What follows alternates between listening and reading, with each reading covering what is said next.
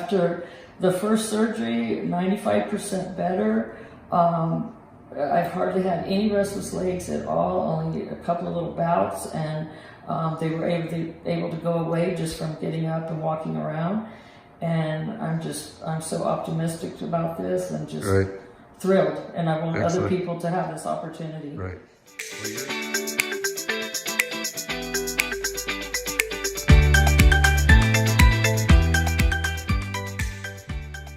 So hi guys, this is Dr. Anderson. I'm here with Donna, and she comes to us from Southern California and made a long journey here to see us. And I'm going to pan down here. You can see she's got some dressings on, and she had surgery on one leg for her restless legs, and she's doing quite well. But I guess the best way to mention this to y'all, she just kind of has messages for people out there that are in the situation she's been in,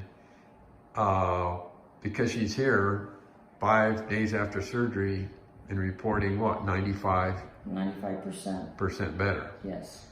And maybe the best way to frame this whole thing is just to say she's here to give you a message about courage, because she had to have some courage, and she's been through a rough struggle with this. And just share with me, or the people watching, about how he had that medical emergency. Yes. And then also just how far down this took you in your life. Because sometimes you have to be down, low, at the bottom. Life's got to be a real struggle before you change things, and that's why you're here, because you wanted to change things. And I think people, well, you just start talking, tell them your story. Well, the main thing is I continue to look for solutions, because I had read about the augmentation of the medication. I had struggled about even going on the medication, but the restless legs had gotten so bad after having neck surgery and being on opioids for that. And every time I tried to get off the opioids, my restless legs would get so severe. And so I struggled with that for quite a few years. And then I was finally off of the opioids, but I struggled with the restless legs. And everything that everybody goes through, being in and out of bed, not being able to sleep, the whole 9 yards, and even getting to the point of suicide. And did you actually attempt suicide? I didn't attempt it, but I was at, came to the point where I was like, I just can't live this way. I don't know what to do. And that was how did that make you feel? Just it was trapped? Hopeless, hopelessness. Just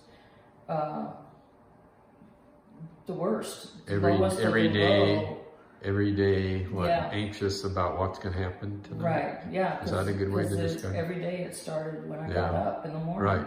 And it was a fight all day long, and then more of a fight at night. Wow. Couldn't go any place, couldn't sit in a movie theater, couldn't take a flight, couldn't stay in a car ride for, 30 minutes, the whole 9 yards. And then I finally decided, well, I'm going to just have to go on the medication, which I did. And then eventually I did have the augmentation where it got worse. And so I continued to look for more answers, and which led me to another doctor, which I ended up on methadone and then Suboxone, and still looking for answers. And I had a medical emergency where I had colonoscopy, and a few days later I bled out and had to go to the hospital by ambulance, and was in emergency for I think 24 to 36 hours. And the entire time I was there, they would not give me any of my regular medications, including my Ropinirole or whatever it was. It was Ropinirole that I was on at the time. And I literally stood beside my bed, kind of dancing the whole time, because I couldn't, every time I would sit down, it would get so severe. And, nothing was working for me. And I was at a point where I even told the nurse, I said, I literally want to blow my brains out right now.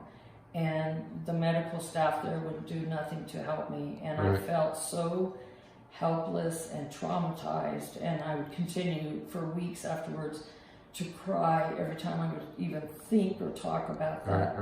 Because I thought, well, what would happen if you're in the hospital and you're you know, in a situation where you're on a ventilator or something, right, and you can't get out of the bed and you're suffering, because right. it was torture. Torture it really to do was that, torture. right? Wow. Yeah. And Hard for people to relate to, yeah, unless they have restless legs. Right. Yeah. Yeah. And right. so, you know, it really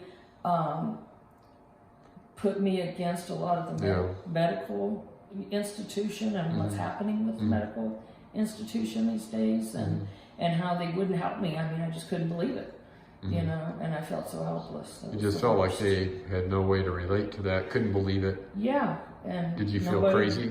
I felt crazy. So many people feel crazy. So. And I didn't know, you know, it's like, what are you going to do? Take a gun with you to go to the hospital, exactly. you know? And I even after that, I packed myself a medical bag. I told my husband, if I ever need to go to the hospital, this goes with me because it's going to have my medication in it, so that I'm not in that situation again. And so then I really didn't know that there was going to be any more answers, but I, you know, continued to look at YouTube, and Dr. Anderson popped up, and I saw his videos, and I watched several of them, and I told my husband the next morning, I said, we're going to Fort Collins, Colorado. That's great. Yeah, and here I am, and after the first surgery, 95% better. I've hardly had any restless legs at all, only a couple of little bouts, and they were able to go away just from getting up and walking around. And I'm so optimistic about this, and just thrilled. And I want other people to have this opportunity. Right. Well, yours to me is a little bit of a message of courage, because, and it's, I think when people are in your shoes, there are a lot of people that hear about this and they don't do anything. Yeah. Because it takes courage to come here. It takes courage, as I always say, to step away from the crowd. Right. So I say that, and I have a chapter on that in my book, I think. Right. But you got to be able to step away from the crowd, because you're just not hearing about it. Right. And that's not the narrative that's out there. So I appreciate you sharing. You did an excellent job. Thank you. And you're definitely going to touch some people. I'm guarantee that are watching this. Just like somebody else touched you, it's going to work the same way. And that's how we let people know more about this as another option that they can have here. Right. So anyway, thank you. And for those of you watching, please consider subscribing to our YouTube channel. And also comments, questions, we welcome that, encourage that. So, and just like Donna, you might want to read my book. I did. A Perfect Night's Sleep. It's on Amazon. So thank you again. Thank you. Bye.